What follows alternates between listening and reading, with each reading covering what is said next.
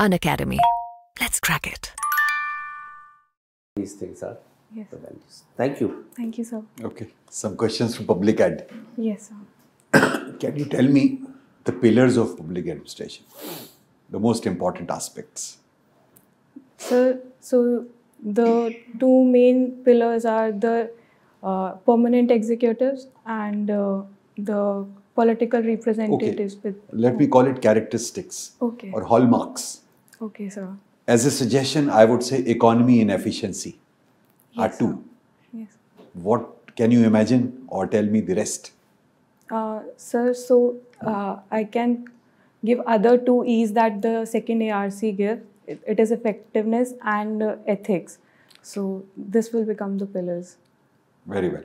So institutional quality is crucial to the achievement of the social objectives of any public administration. Yes, sir. In view of this statement, what are the reforms you can think of as far as the civil services are concerned?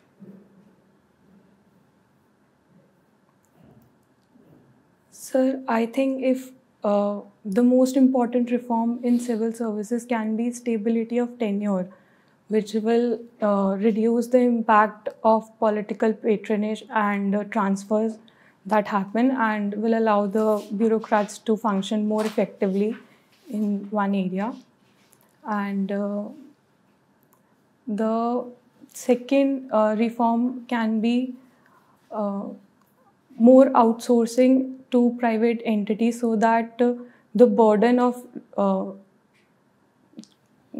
is reduced just to the core areas and the not so important areas are outsourced. So I think these two reforms will Apparently help. you mean that the peripheral functions Yes, can sir. be outsourced and value-added functions can be confined to the bureaucracy Yes, or sir.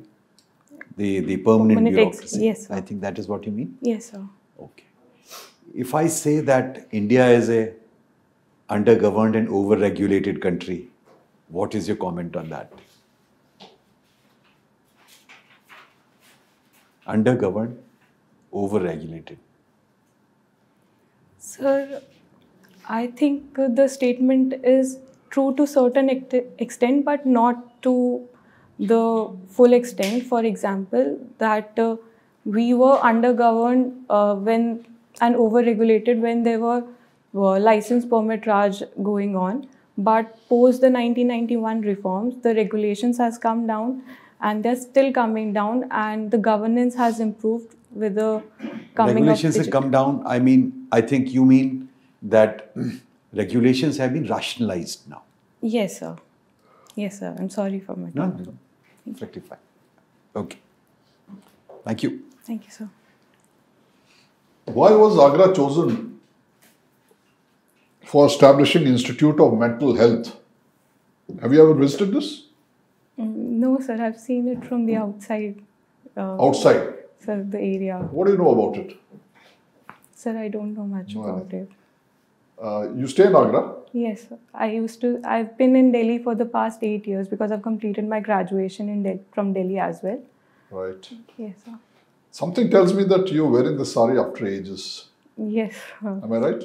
Yes, sir. I've worn this specially for mocks only. All right. You are a CSE student. Yes, sir. What would be the shape of TV in coming years? How will this whole business of TV, you'll still see it, but you won't see it the way you're seeing it today? Sir, so the television has grown flatter in the past years and it has come to even circular and curvature TVs.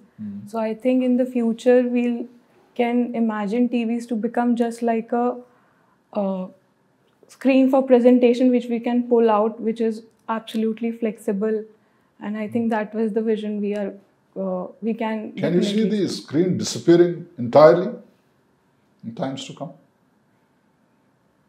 So with the technology processing, maybe even the screens may disappear, but as of now, I don't think certain tech that is making it possible. All right. The Japanese Prime Minister is here in India. Yes, sir. Why is he here and what do you expect to come out of this visit? So the Japanese Prime Minister is here to announce his new Indo-Pacific policy, which is based around free, open Indo-Pacific. The significance of his visit is that when he announces this policy from Indian soil, it brings India to the center and reinforces its centrality to the Indo-Pacific region. He is following the steps of the previous Prime Minister, Shinzo Abe, who announced the then Japanese policy and referred to the term Indo-Pacific for the very first time.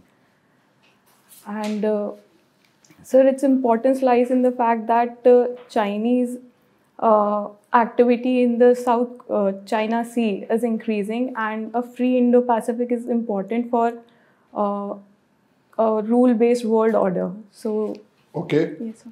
Now, how this development